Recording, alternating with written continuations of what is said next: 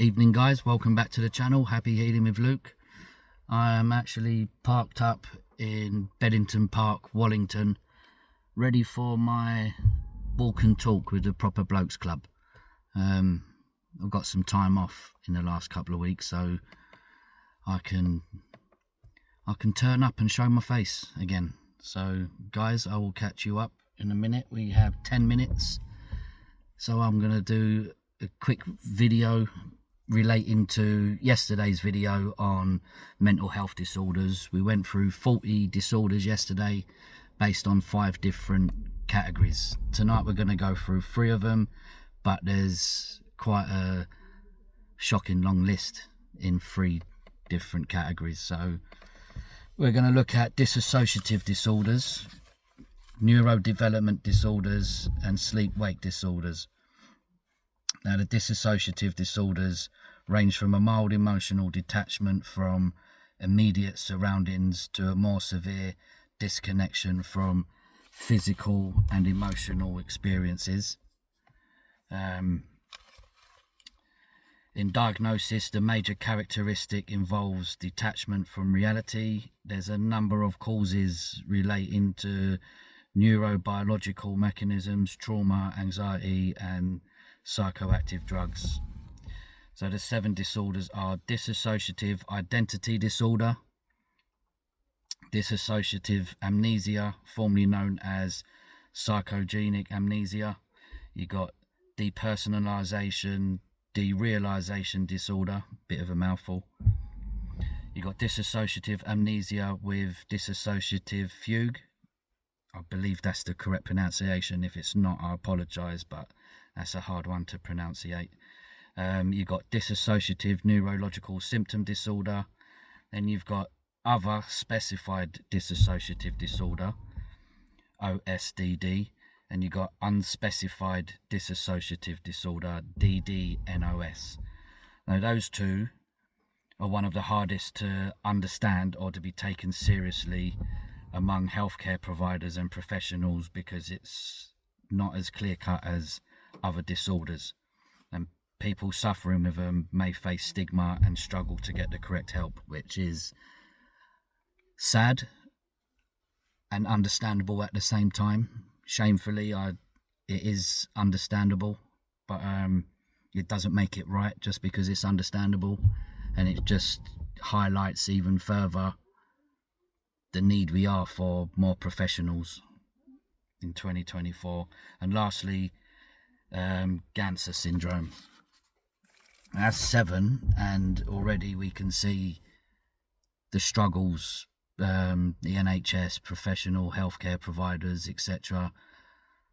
are going through at the moment, you know. So we do need more, and we need more funding.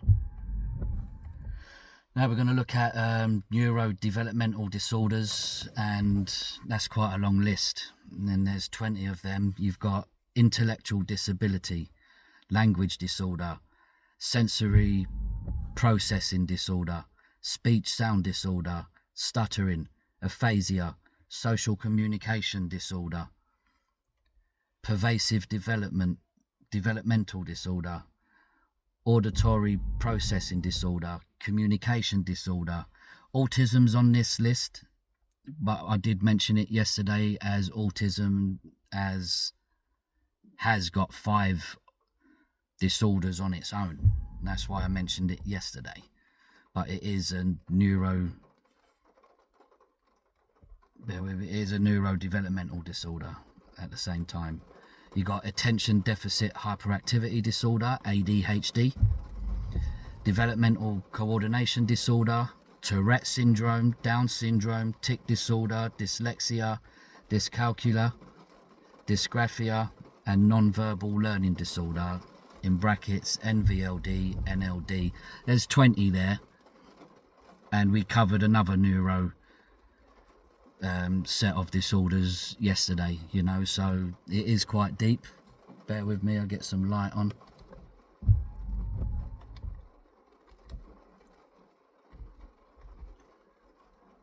Maybe we won't, because it might interrupt the camera.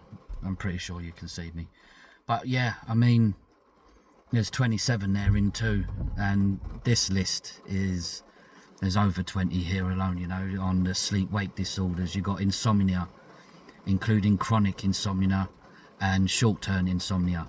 You got hypersomnia, idiopathic hypersomnia, Klein-Levin syndrome, insufficient sleep syndrome, narcolepsy, restless leg syndrome, sleep apnea, night terrors, also known as sleep terrors, and exploding head syndrome. Now my head's exploding with just the ridiculous amount of disorders we've got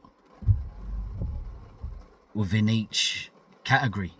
Are we just dividing it up? Are we just boxing things up and naming it?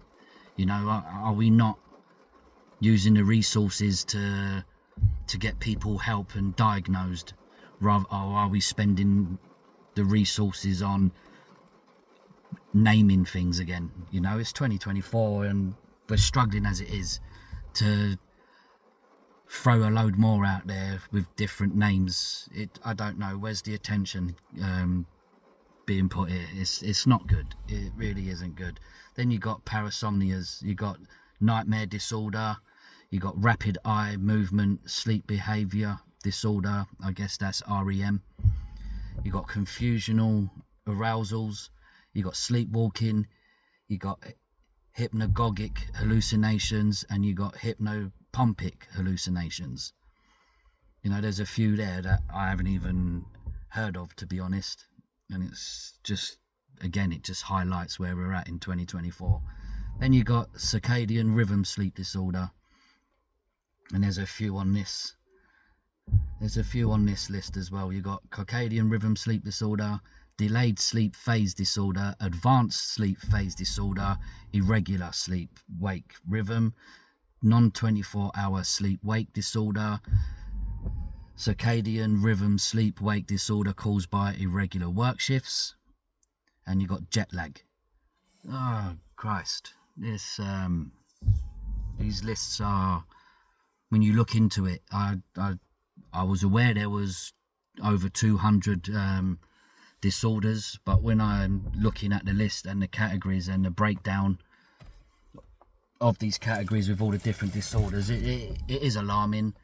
It is a sorry state of affairs that we're in, and to be honest, I don't know where we go from here in 2024. But you know, I did state in one of the other videos that the NHS are working alongside a few local authorities to push more of their own teams out, and you know, we got over 300 at the moment, and by 2025 there's going to be over 500. So they're trying to meet their targets for 2024-25, but how realistic are them targets going to be? I don't know. The lack of funding and just putting names on all these different things. I know I've said it quite a lot across a few videos, but it is a bugbear of mine. Across society in general, we're just not we're not solving anything. We're just moving it along and renaming things, and I don't know, there's a few disorders that I read out there that, do they need to be split up into 3 or 4 different disorders? You know, do they not fall under the one flag? Can they not be tied together? Will it help people? Will it help people get diagnosed quicker? Will it help the healthcare professionals diagnose quicker, get the help out there quicker? I don't know. Put your opinions in the comments if you wish to. I mean, I don't get a lot of comments anyway, but it will be nice on this subject because, you know, it's just highlighting where we are in 2024. Guys, it's a short one. I've got my walk and talk in 2 minutes. Get out, reach out if you need any support. There's a lot out there. It's non-judgmental. You're not on your own. There's a lot of help. Get walking, get talking.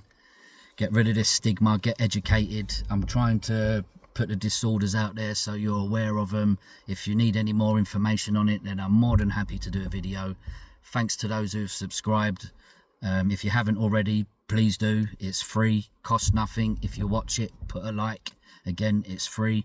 YouTube love it, but not as much as I do. So on that note, happy healing with Luke. Until the next one.